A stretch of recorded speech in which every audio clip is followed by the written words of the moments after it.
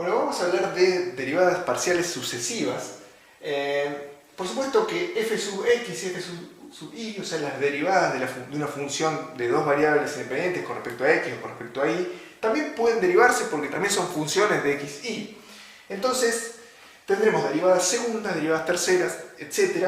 Y uno puede tener un orden de derivación distinto. O sea, primero derivar con respecto a x, después con respecto a y, después con respecto a x de nuevo, o bien derivar siempre con respecto a x, etc. Entonces uno tiene una ramificación de derivadas, si se quiere. Entonces, para la derivada de f con respecto a x, ¿cómo serán sus derivadas segundas? Si seguimos derivando con respecto a x, podemos expresarla como f sub xx, o esta otra notación, que es la notación de Leibniz, que es la derivada segunda de f con respecto a x dos veces. Eso es lo que quiere decir.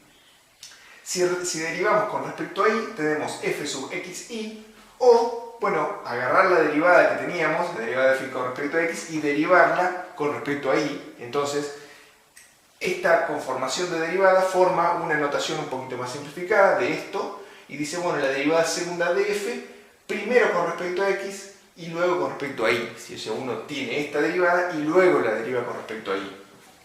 Bien, esta notación, digamos, esto se dice primero con respecto a x, después con respecto a y, o sea, como que se escriben al revés, y eso se asocia a esta forma, digamos, a prácticamente sacar estos paréntesis y poner un 2 acá arriba, ¿sí? Entonces, pero eso queda como es esta misma notación compactada.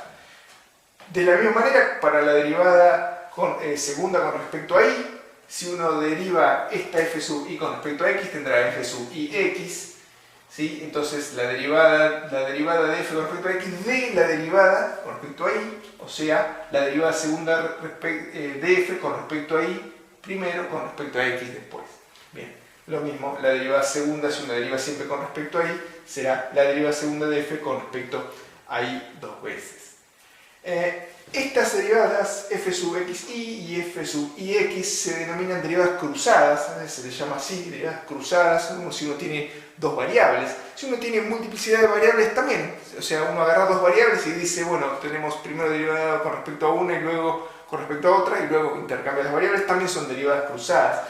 Y esas derivadas cruzadas bajo ciertas condiciones son iguales, ¿sí? Eso es algo muy importante y se utiliza un montón, y además simplifica un montón el cálculo de un montón, dije un montón varias veces, pero es de verdad, de un montón de procesos físicos. Entonces, como es algo importante, vamos a ver un teorema que nos asegura que, o sea, nos da esas condiciones y nos asegura que las derivadas cruzadas f sub xy y f sub ix son iguales en el caso de dos variables, y luego vamos a hacer una extensión para n variables.